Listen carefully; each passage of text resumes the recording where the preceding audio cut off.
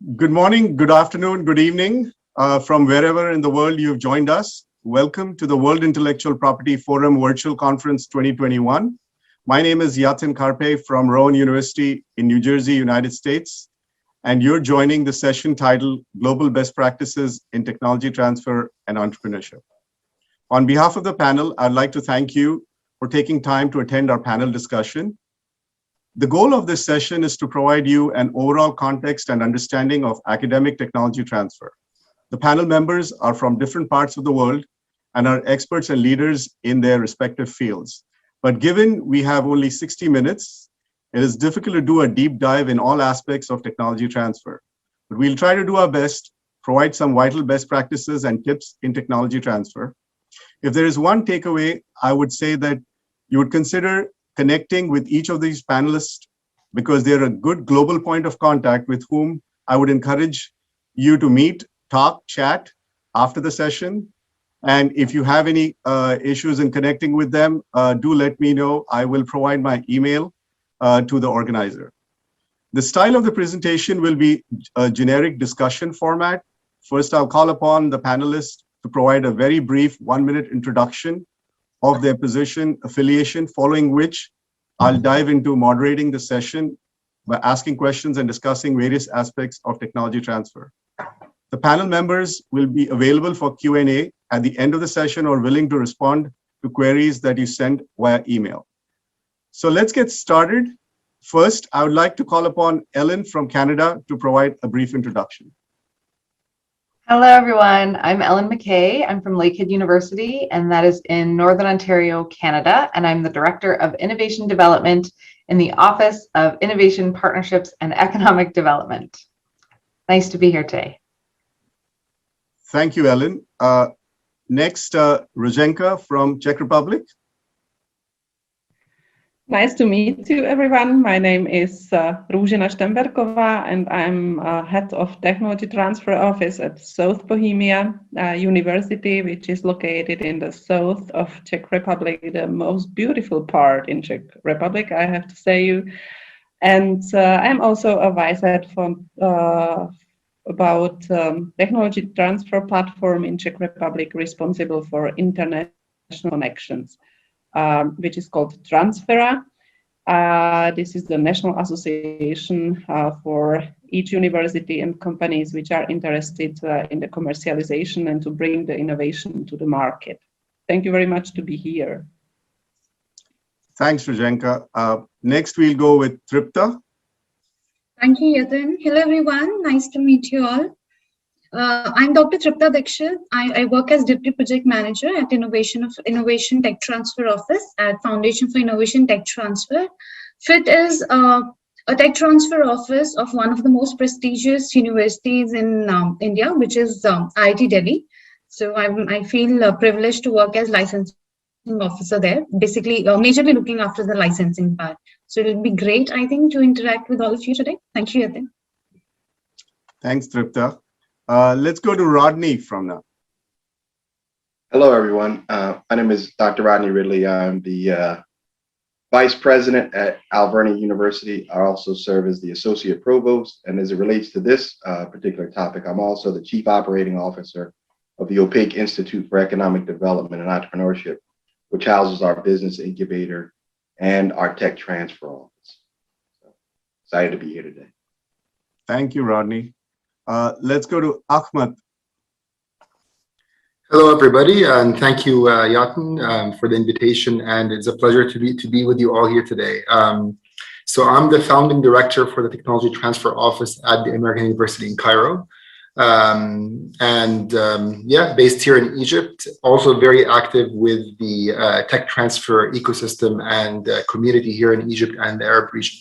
Looking forward to the questions and the session and the questions afterwards.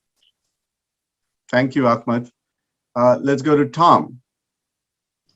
Thank you, Yatin, and hello, everybody. So my name is Tom Whittle. I'm heading up the Technology Transfer Office at the University of Vienna, which is based in Austria. We're actually the largest university in the German-speaking world. That's our claim to fame, and we're the second oldest in the German-speaking world. Thank you, Tom. We also have one more speaker panelist He's running a little bit late because of meetings. He's Victor Lau from City University of Hong Kong. He may join this call in between, but if not, I just wanted to address that fact. So you can see we have a truly global panel here. We have folks from the United States, Canada, we have from Europe, Eastern, Western Europe, Asia, from India. Hopefully the Hong Kong connection joins in. So hopefully this will be a great discussion. So let's start with the Q&A from our perspective. Given the basic focus of the session title, which is Technology Transfer Best Practices, let me begin by setting the stage with the question, how would you best define technology transfer vis-a-vis your innovation ecosystem? Sort of more of the 50,000 feet tech transfer process in academia. Maybe I will start with Ellen again. Sure. So for us, I would define it as a bit of a mix of constantly strengthening industry partnerships. We're really focused on that within the last couple of years, engaging the local and regional ecosystems, fostering that entrepreneurial culture while supporting startups. We recently launched Lakehead's first business incubator in 2018. So really nurturing that entrepreneurial culture and that entrepreneurial spirit within students and faculty is something that we really focus on. And we try to, not measure success of technology transfer in terms of revenue, but measuring it in contribution to economic prosperity. And that's actually one of the reasons why Lakehead University has decided to participate in the 2021 cohort for the University Innovation and Economic Prosperity designation. And so that's through UEDA, the University Economic Development Association. And that's sort of to better understand the areas of strength and the areas that we can improve on in terms of economic development and technology transfer and innovation. So those are sort of all of the different things that kind of make up our technology transfer innovation ecosystem. Okay. So Ellen, definitely I'll come back to you with regards to the designation question, but maybe someone else, like let's say Tom, how do you see tech transfer vis-a-vis your innovation ecosystem? Thank you, Yatin. Yes, from our side, it's kind of, we view tech transfer as being taking the ideas and the research ideas that are coming out of the university and trying to really see where they are commercially viable. Sort of almost acting as kind of like a midwife, really. We're trying to bring this idea from academia into the real world. We're also working closely with patent attorneys and lawyers to really make sure that we're protecting these ideas. So we're giving them away. We're trying to push them out there, but not trying to give them away for free. Okay. Thanks, Tom. So we all know technology transfer to a certain extent is like a fine balance between two components when we get inventions and disclosures or ideas or technologies between marketability and patentability. So Ahmad, how do you at your place make these decisions? Like how do you manage the fine balance between marketability and patentability? Because what is marketable is not necessarily patentable. What is patentable is not necessarily marketable. So I'd say with our office, we were sort of in startup mode for some time. So we were definitely on the ambitious side of things, I would say. So what we do is we took an approach where we were looking at building a portfolio. So that's something that's typical of offices that are starting up.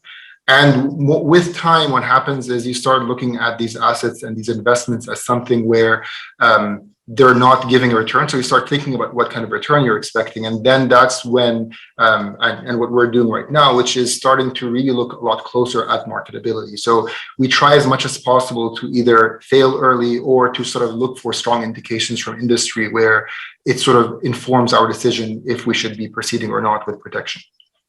Okay. Rozhenka, how do you guys find the balance? It's a very good question. Firstly, we are building the innovation ecosystem in the region, in the South Bohemia region, with another ecosystem player, which is very important to support each other. After that, the step by step, if we are going, is the cross-border cooperation with Upper Austria and Lower Bavaria, because these are our neighbors and even from the history also.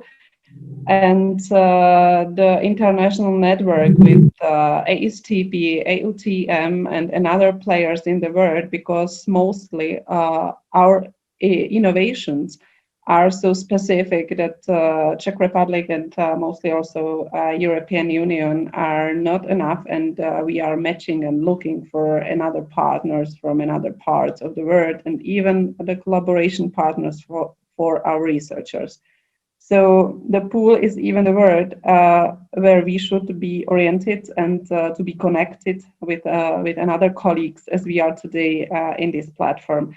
So this is the part how we are building up the ecosystem for the commercialization or successful commercialization, and even the system in the university we are supporting through innovation motivation for the innovations for the students, PhD students, for the researchers, to apply the projects to get money for the proof of concept of the innovations that they have, and to bring that much more faster to the market. So these are the ways how we are doing in Czech Republic at the time to provide the successful commercialization. Thanks, Rujenka. Tripta, yes. Yeah, Yatin, so I would like to add on to this. These are two very important tools. That's how we look at both of them here in India. So recently during COVID time, what we have realized that despite the national IP policy that we have, that is being introduced in 2016 in India, despite that, and despite the fact that most of these prestigious universities, they have IP courses, despite all of that, students are not very much aware of the importance of patentability. So what we have started doing as a tech transfer office, recently we have started sensitizing all the students and the professors of the universities about the different various funding schemes which are being offered by government. So when they apply to for filing a patent application to these funding organizations, so those funding organizations also perform, apart from the patentability search, they also look at the marketability of those inventions, so that they can, if they are viable and good ideas, so they can further be promoted for bigger grants. So that's one way of encouraging all the students and the faculty and the university, and also the new entrepreneurs, the innovators. They look they look at it as a great way to take money from government to secure government funds. So these two have really been great tools. That's what we have observed recently.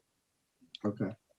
So you said funding agencies, and we'll come back to that later. We'd love to know that. But Rodney, your role is much wider from a perspective, not just technology transfer. You come into it from a different perspective, also economic development. Some of the folks here are also working in the economic development zone. So Rodney, how do you see Alvernia University, your university?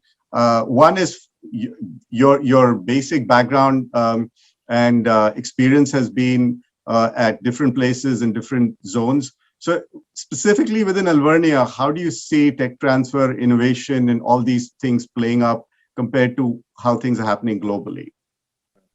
So that's a good question. Obviously, the United States has a long and storied history in intellectual property and in tech transfer.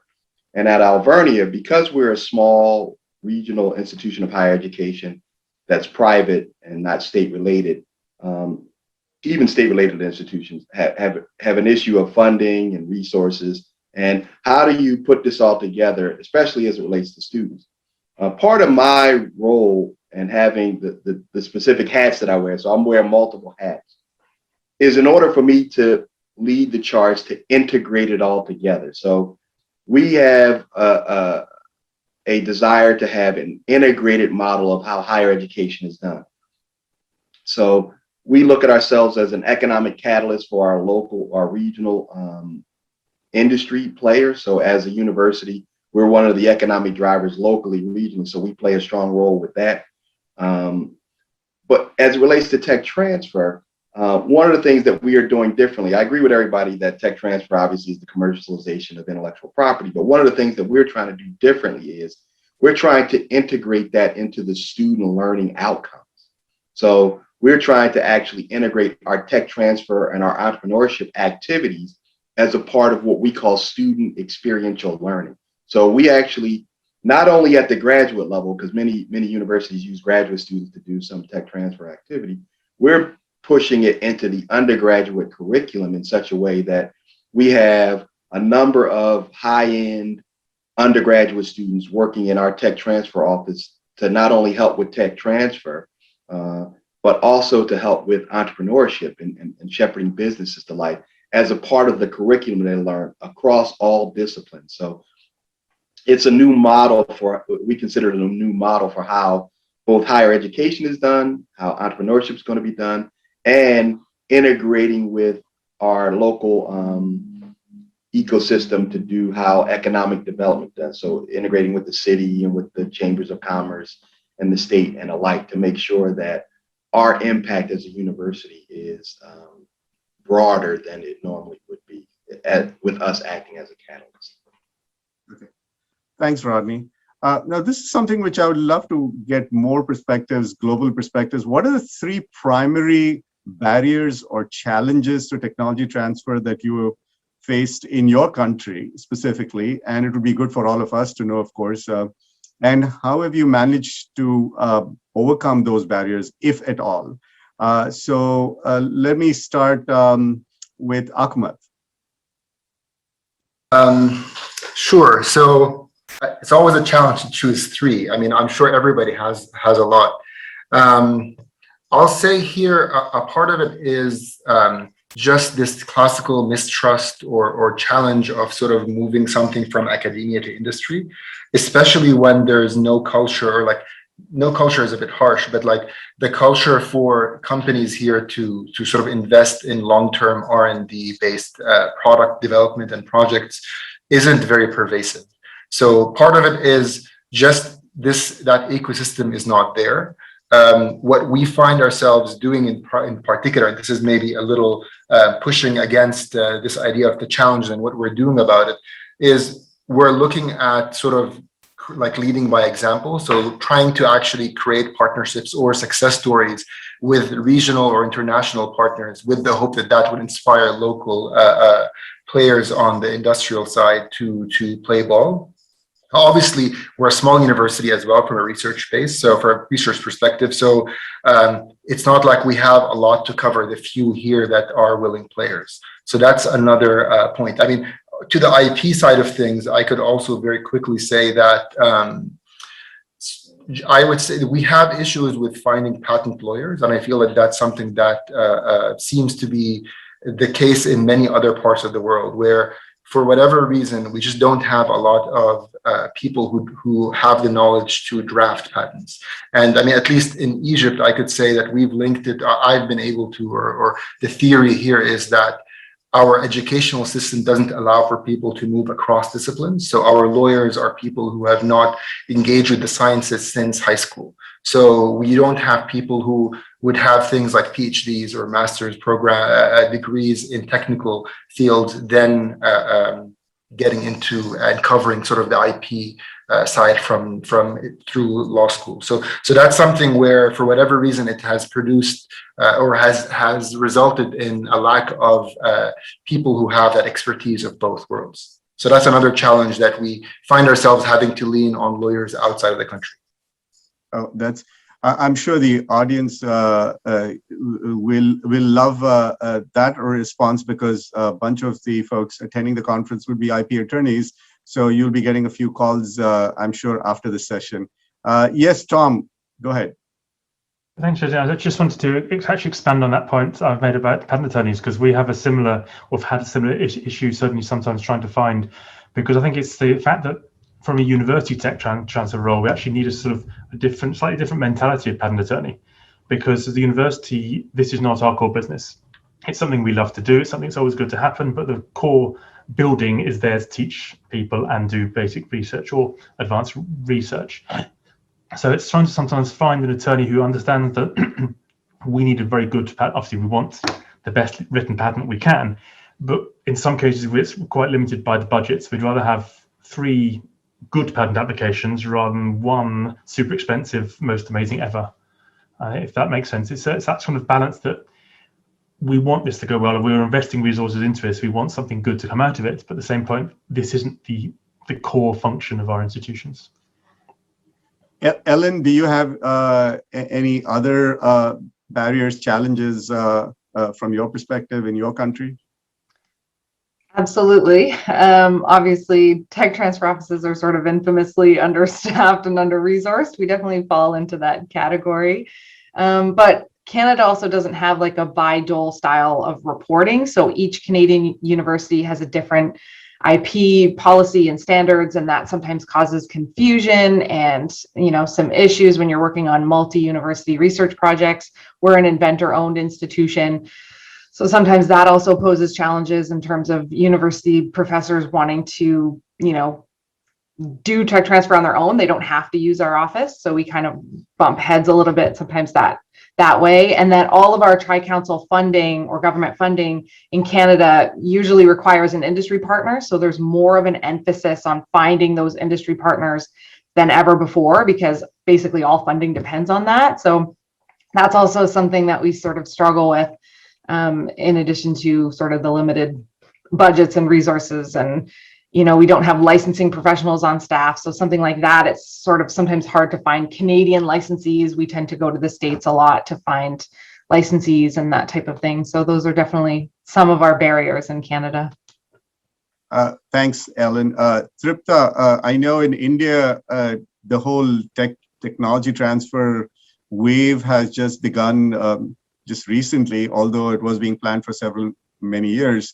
Do you see similar issues facing tech transfer in India, or there's some other matters which are barriers which you have already faced? Well, thanks, Yatin. Actually, this COVID, these 2 years, I would call them, last 2 years have entirely changed the scenario from being a evolving ecosystem to a vibrant ecosystem. And why I'm saying this, because yes, government has also realized the significance of tech transfer professionals, so they are putting in some efforts.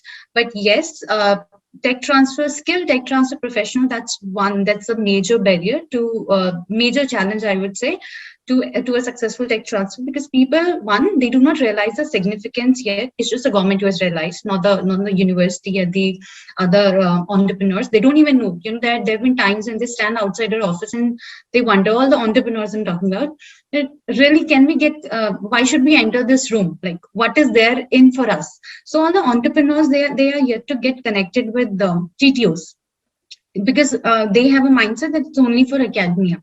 The tech transfer happens only from academia or from university to industry. So those startup people, they are still confused that, you know, where can we support them? So that's one. So we require very skilled tech transfer professionals. Second is the involvement of these innovators.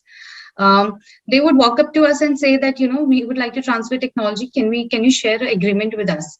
So they would just want everything to be, you know, served on plate or cooked and, you know, served to them that, you know, this is the agreement, you just execute it and technology has been transferred. No, this is not how things work. So they are yet to understand the, you know, skill set that we require for technology transfer. And yes, that's where the role of a tech transfer office comes in, which they do not realize.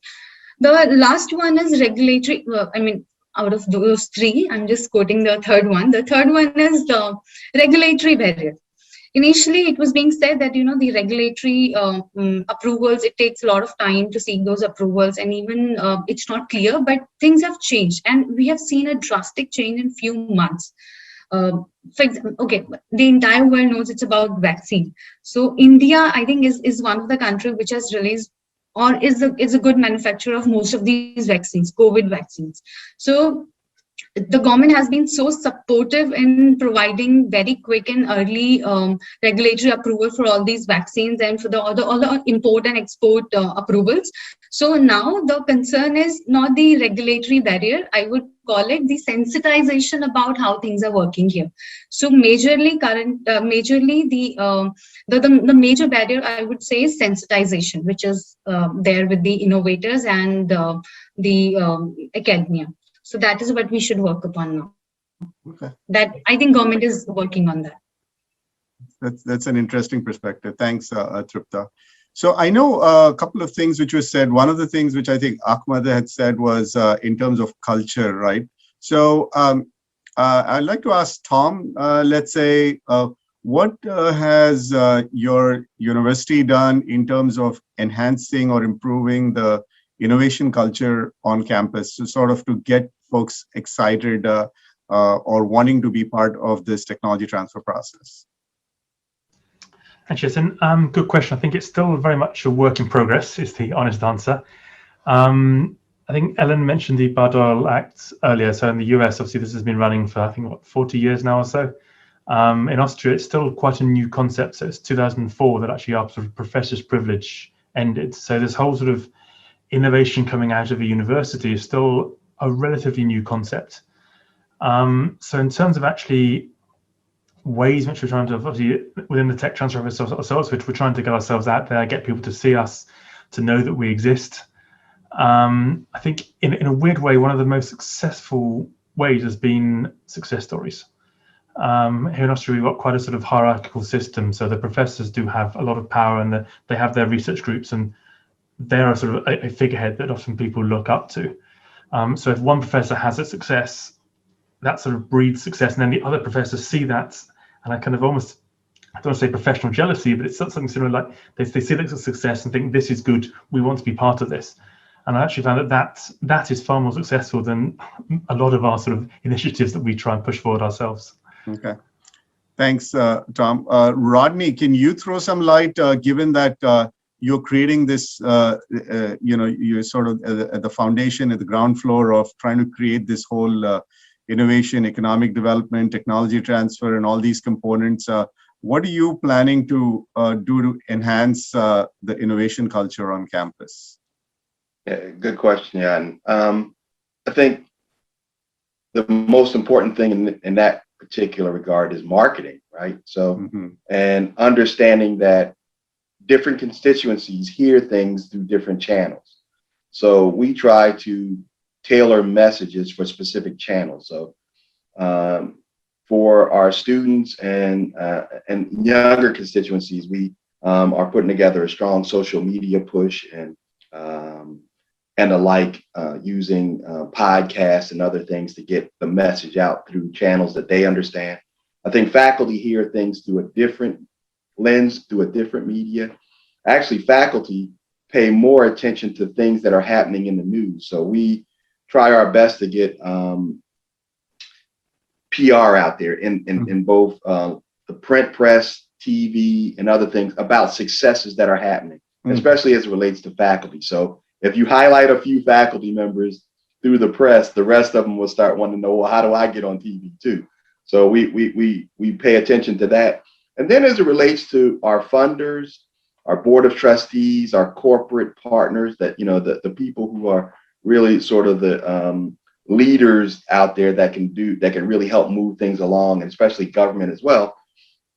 Good old fashioned, I know it's COVID now, but good old fashioned, just one-on-one meetings, paying attention to them. Right now it would be Zoom meetings, obviously, but making sure you individually pay attention to those people, and just small half-an-hour blocks of what's happening, followed up by an e-newsletter or some sort of a newsletter that they can see things in a written fashion. And so we really try to make sure that every constituency is really looked at in the way that it receives information, and to flood those channels with information. And we found that we're getting good traction because, success breeds success. And so now the thing that's happening is we're getting more referrals, more people coming to us that I never actually talked to, or we never actually talked to, because the message is starting to spread through the various channels. I think you said all the right things. Obviously, yeah, because of COVID, we can't do the one-on-ones, but definitely you get one or two people, the media attention, or you show some success, the others want those things, especially their colleagues, and then hence the other colleges and other departments. So definitely that works. Ellen, you have something? Yeah, just to sort of jump on that before you move to another question, we recently, last week was our Research and Innovation Week. And just as Tom and Rodney were talking about, success breeds success. And so what we did for our Research and Innovation Week was we put out a call for all faculty, and then they applied for a professionally produced video of one of their research stories. And they loved that. We had a lot of applications come back in, and then we hired, you know, a crew to sort of take videos. I mean, it was during COVID, so they had to follow all the protocols and whatnot, but they worked out really, really well. And the videos were beautiful, and they were showcased on social media, one per day during R&I week. And they got a lot of traction. And then though the researchers have those videos to share with their partners and their funders, you know, they highlighted all of those partnerships that they had made, and they can continue to use them obviously after the week. So that was definitely something that we did that helped that culture, because once other faculty will see those videos, they're kind of like, well, we want one of those, you know. So that's definitely something that we did. And then another thing that we did during Research and Innovation Week was we had an innovation award, and we also had an ingenuity award. So our ingenuity is our business incubator, and so it was really to promote, you know, the entrepreneurial spirit, who was showing success and innovation, and faculty level awards. So that was definitely something that kind of got some traction and helped with our culture a little bit, because I think everybody can use a push there. So I just wanted to mention those before you moved on. Cool. That's all are great. Anyone else would like to say things which they've been doing to enhance the innovation culture on campus? I think we've covered most of them, but I'm sure everyone normally has something unique. Yeah, Yatin. So at FIT, I think it's a privilege that, you know, I got an opportunity to work at FIT, where they have Science Parks incubator within the campus, and they're also coming up with more science parks. So what actually FIT does, FIT has certain schemes wherein they would invite students, cross university students, and they'll say that, you know, you'll be mentored by the professors of IIT Delhi. So that's like a two-way mutual, you know, benefit, I would say. The students outside the IIT Delhi can get an access to the IIT Delhi resources, and the IIT Delhi professors, they can, you know, have their own startups being run by those students. So it's like mutual growth, and I think most of the students, they would like to work with IIT Delhi professors. So that's how, you know, we have all the seats booked at our science park. So I think that's a great initiative which FIT has taken. Thanks, Tripta. So the next could be, if I could get a couple of examples, maybe you could ask Rajenka first, a successful technology transfer partnerships that have resulted, again, you don't have to get into details, but just from a perspective of what played a role, you know, the industry partner, the faculty, entrepreneur, your office, or, you know, how you define that successful partnership, just an example at a very high level. Yeah, it's case by case, the question. Even maybe it will be very similar for the question before, because we have several best practices. As we started 10 years ago, maybe I have to mention, there were a lot of questions why we need such a technology transfer office. It was even the time that the Czech Republic mostly started all the technology transfer offices at the universities. And even after the first best practices, as even Tom mentioned, the researchers are more and more keen in. So they want to join us, they want to apply for the proof of concept activities and so on. Maybe I will mention two very surprised best cases. The first one is from Faculty of Fishery that we have. This is the Center of Excellence in Central Europe. This faculty is really at a high level for fishery and protection of water. We have a lot of patents, European one for the innovation there, but from this faculty, we have a great license agreement to cosmetic industry for the caviar creams for women's daily and night creams. So really something very surprised.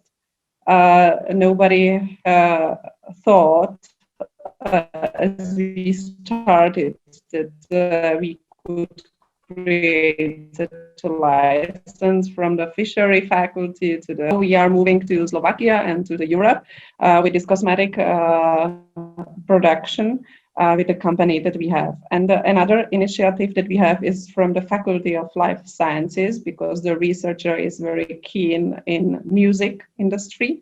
He's a really good music player. And he has such an innovation. It's also European patent at the moment for the guitars players. And just now, it's not at the moment the license agreement signed it, but we are discussing with a company in Holland and in Great Britain for the license at the moment, because it's just a really new innovation, half an hour old. So these are very interesting cases. Also for me, like a person from Technology Transfer Office, if you are thinking, okay, from life sciences or from fishery faculties, it will be such innovation will be linked to the industry that are in expectation, but after that it comes something, and it's really like a miracle, and it moved you to another industry, and it's very interesting, and I love this work because you never know what will come in the next days. So these are really two best practices from my university. Thanks, Rojanka. Ahmad, do you have any examples? And I think also similar to that query, what type of industry collaborations do you seek? I mean, of course, it's tech transfer, so you're trying to license your IP, but many a times we're also looking at potential for the faculty or the inventor to get some kind of sponsored research or something like that, which is also a big win because not necessarily every time they want to invest in licensing the technology. Sure. So to that point, I mean, I'm trying to think of something like a case that might be interesting. But to your specific point, we did have a situation or a case where we were talking to an automotive company where our R&D center was based. Ahmad, your sound is coming, or is it only me?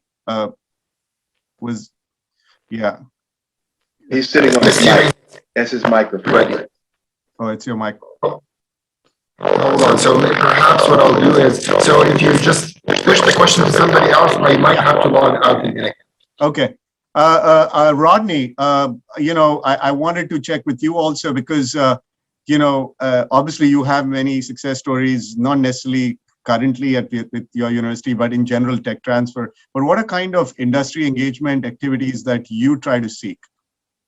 Yeah, a part of, obviously we do the traditional things through our faculty and our staff and our students, but I think one of the unique things we're trying to do is we're trying to go outside the university to act as a catalyst for the local industry, to help drive tech transfer in the local industry, because surprising as that may seem, in small cities, small towns, small places, there are a lot of local people who could use tech transfer help in getting their innovations to life that are not part of larger companies, right? So we've developed a system to shepherd non-university ideas and bring them to life. And actually, even though we're only a year old, we probably have about 8 to 10 of them already under engagement. And part of what helps in that regard is it's actually allowed us to access external funding and external resources to bolster the university. So in helping, because we will help external people, the local banks and credit unions and some of our local funders, our angel investors and VC investors have opened up their assets to us because we're helping these external people, and they will now start looking at university stuff as well as a part of those funding streams, which in the past they typically wouldn't look at immediately as early as they will look at them now. So, sort of one hand washes the other. So it's been an interesting success to be able to get resources, especially at the very early stages. So typically venture capitalists will help, at the later stages of development, but these banks and funders are starting to do it at what I call the epiphany stage, at the really early stages of an idea, preclinical, pre-sales, when the first couple $1,000s actually makes a difference is where they're starting to provide funding. So it's been an interesting and very successful story for us. Thanks, Rodney. We have Ahmed come back. Do you want to continue on your comment? So is the sound better now? Yes.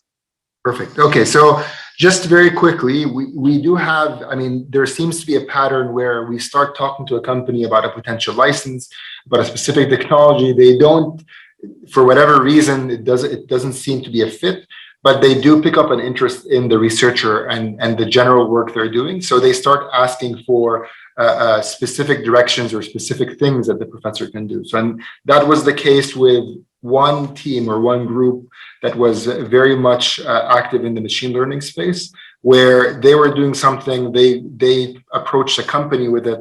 They, for whatever reason, it didn't match what they were looking for, but then we've been getting at least once every semester or every semester plus a request to sort of clear a sponsored research agreement of some sort. So these are the kinds of things where we have not figured out a way to quantify it, to report it back to our leadership and say, here's something that we were, let's say, that we've helped bring along. But it is clear to a lot on campus that that's something that comes through engagement with the office. Okay, thanks.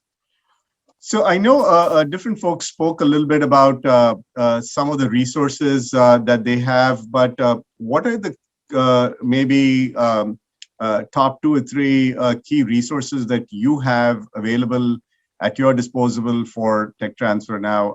I know some folks talked about a proof of concept fund.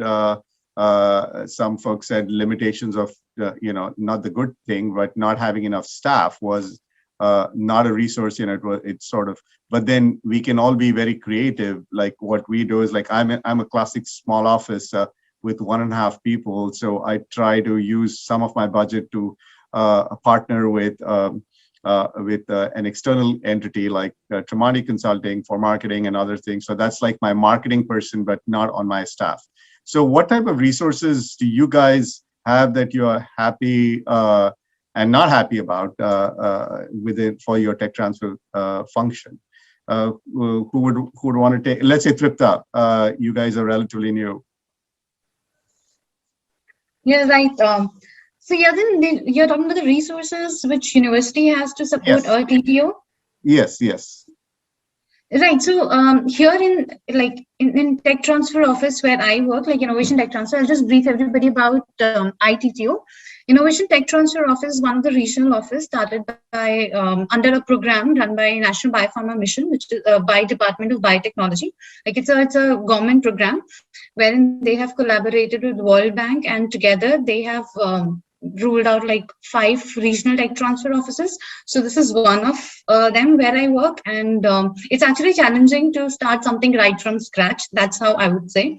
Though IIT Delhi has their own office, which is FIT, and that's like the tech transfer arm.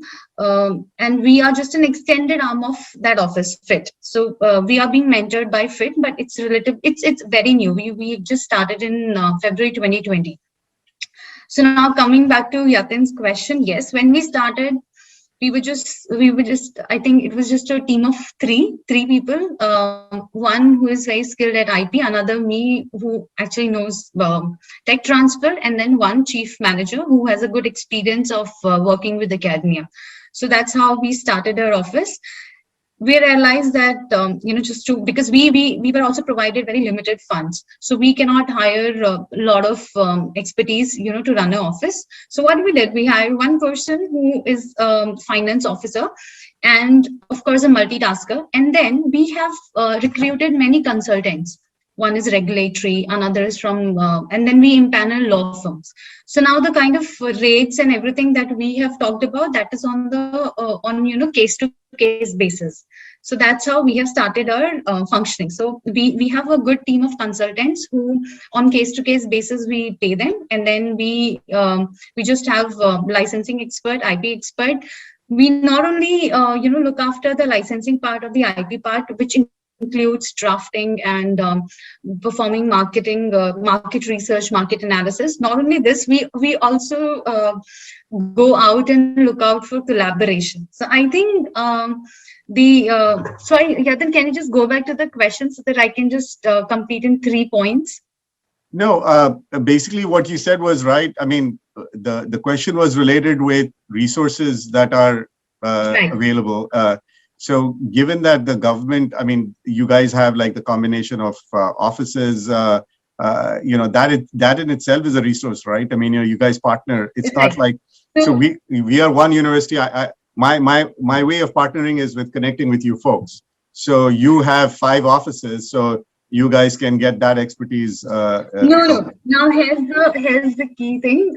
All these 5 regional tech transfer offices, they are in a way competitors, because we have to uplift that particular region in India. So we have been designated to support northern region. So you actually cannot collaborate with your other partners. So that's one way. So how so if you talk about resources, what IIT Delhi provided us, yes, of course, a good room along with the because they and I also mentioned they have a science park, they have incubator. So that is a help to us. Any university which has established science park or incubator, or already already entrepreneurial activities are being performed there, so that becomes a boon to a tech transfer office. Reason being, because now they know that the technologies are not only coming from the academia, but there are also entrepreneurs who are ready to take those technologies, like here I'm talking about in licensing, from the academia. So that is how we have started our journey with. And to be honest, I really wanted to add on this to the previous questions, but then I just missed on. I'll add here. In past 2 years, what we have observed, and especially in last 1 year, that most of the entrepreneurs, they are changing their line of business, given the current situation. So because there was a drastic change in market, so they have changed their line of business. So most of the fabric manufacturers, they have moved to mask and PPE kits. It's just a small example. So that has become, again, an advantage to all of us, that, there are a lot of entrepreneurs who would like to take up the technology developed by academia. So that's how we have managed our resources. It's like we have also managed to take some licensing fee from them, which could be utilized as a revenue for our own functions. So that's how, as a new office, we have managed to sustain. Thanks, Tripta. One quick question, maybe a couple of folks could answer this. So what are the success metrics that you're measured upon at different places? I'll go with Ellen, and then maybe Tom and Ahmad. Ellen?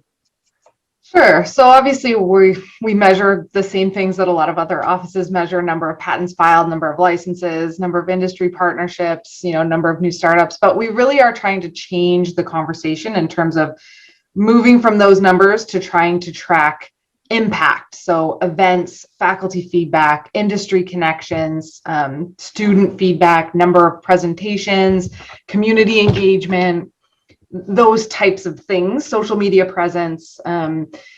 It's a slow go. We're trying to sort of push that, but obviously there are times when the board just wants to see those number of patents filed and those number of licenses.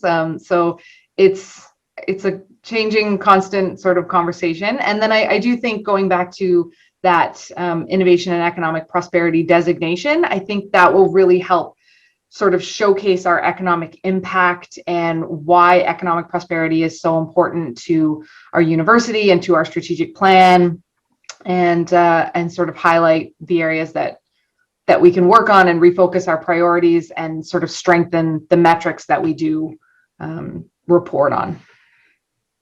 Thanks, Ellen. Tom, anything different? Not really. I think I'm sort of mirroring what Ellen said. I think the problem with a lot of the standard metrics is that they're not really giving a very clear picture, because number of invention disclosures, yes, if you know the right academics, they can fill out a few more forms for you. It's sort of easy to manipulate. Patents filed, we can always file in many more countries on the same technology. Patents granted, if you know the countries, for example, in Holland, it's registration patents. So after 18 months, they give you a patent. It's not an examined patent, but if you want to tick that box, it's done. Licenses, are we talking about negotiated licenses or sale of a piece of computer software?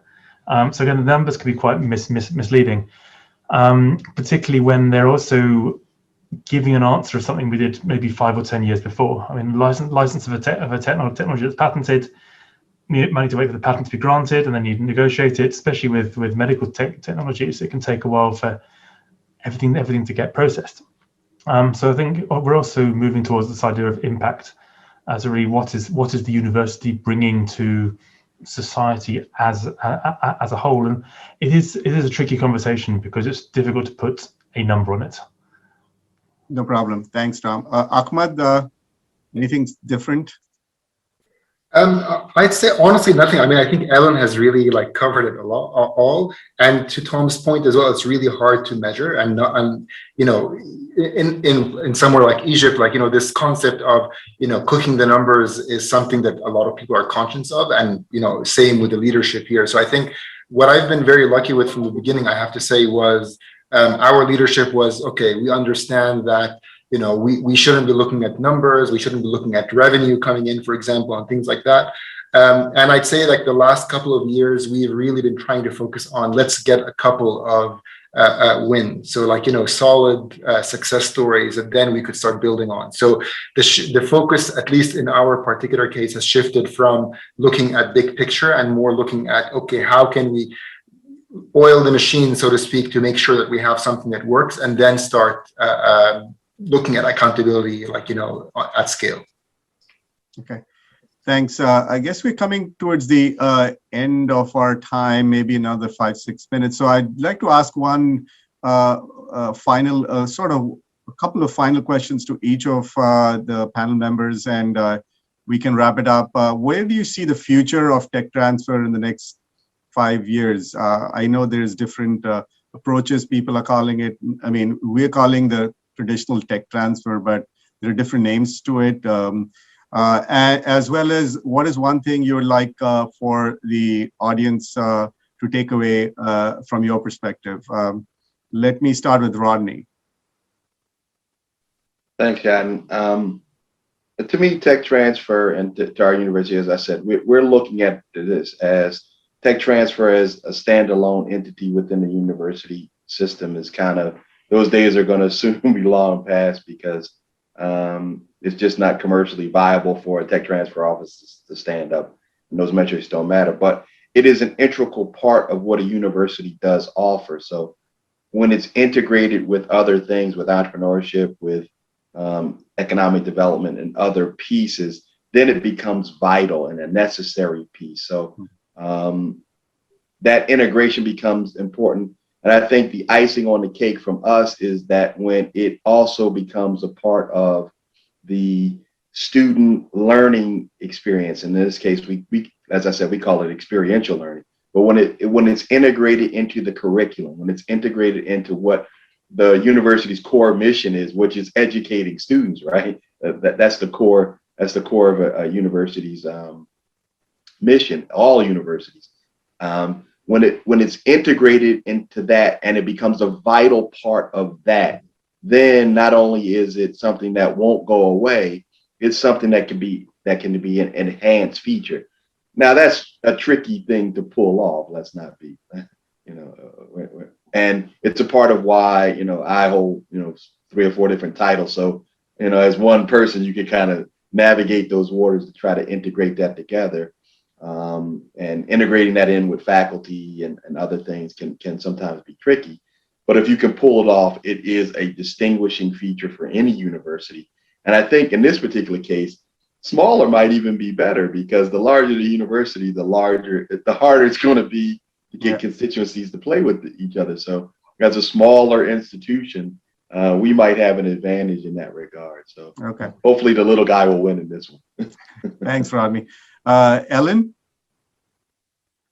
just where do you see the future quickly? And, one thing you would want the audience to know. Sure. So the optimistic person in me wants to say somewhere better, somewhere more collaborative, more supportive of researchers, better aligned with economic development and prosperity. I really like what Rodney said about, pulling in that entrepreneurial culture. We're really trying to do that. We're also definitely trying to give that more, student-focused, experiential learning type focus. It is part of our strategic plan that we want to better align with, a more holistic approach to innovation, a more collaborative approach. I think streamlining those processes, and I agree maybe with Rodney that we might have an advantage, some of our small offices that can better reach industry and that kind of thing. One takeaway, I don't know, that's hard. Just maybe keep pushing at that. If that's where we want to go, then obviously we have to take a more active role in, incentivizing, encouraging faculty, helping with entrepreneurship, building that culture. Maybe a more grassroots approach could be helpful, but maybe focusing on that now will help us get there within those 5 years. Okay, thanks, Ellen. We just have about 3 more minutes. I'll go quickly. Rajenka, just a quick, where's the future and takeaway? Thank you very much. For the technology professionals, I will say the Churchill's words, never, never give up. And for the technology transfer, I will say more and further the knowledge transfer, much more moving from the technology transfer to the knowledge transfer. I think this is the best way for the next maybe 5, maybe 10 years. And in this way, we are moving in the Central Europe. Thanks, Rajenka. Tripta, quickly. I think it's regional development that I look up to in another few years, and with given vibrant innovation ecosystem, what we require is to channelize the energy. So I think we'll be able to do it better in coming years in India. And to all the tech transfer professionals, I would say stay active, stay aware, grab every opportunity that you come across so that you can make best out of it. That's how I think because it's a multi-stakeholder process. I think that's how we work. Thanks, Tripta. Tom? Not too much to add on. I think it's an ever-evolving process. I mean, tech transfer it's still at different ages in different countries, but it still is a relatively new and youngish type experience. And I think the route that Rodney's saying, we've had these tech transfer offices forming big collaborations, and now we're coming almost back to the grassroots level almost. So the tech transfer office is just almost lost within the university structure, but it needs to be there in some form, which is, again, I agree. I think the smaller offices and smaller institutions have a distinct advantage to sort of bring that into play, just by able to change direction quicker. Thanks, Tom. Ahmed, last. So my viewpoint is, so looking at the 10-year and maybe more, that basically just the pace of technological development and sort of how radical and non-incremental innovation is generally moving even in industry and sort of in our lives. I just see that the universities are going to be playing a much bigger role than they are now in terms of sort of just bringing a lot of that innovation out into the market. And with that, I see the tech transfer offices, or at least this is the function that we play now, it's going to evolve, but whatever it's going to be a lot more vital. So I just say that it's just going to get more and more interesting, more and complex, but also more rewarding and more important. That's my sort of. Thanks, Ahmed. So I guess in summary, I hope the audience has got some flavor of various aspects of the academic technology transfer and tips to the approaches adopted by the diverse global technology transfer leaders in the respective regions and countries. I'd like to thank the panel for their time and information, as well as their willingness to connect with the audience. following the conference. We hope to have a deeper dive with a day-long session in the specifics of academic tech transfer during the next WIPF conference so that we can provide the audience broader knowledge and better and much more tricks of global tech transfer. Until then, good luck and stay safe, and thanks to everyone again.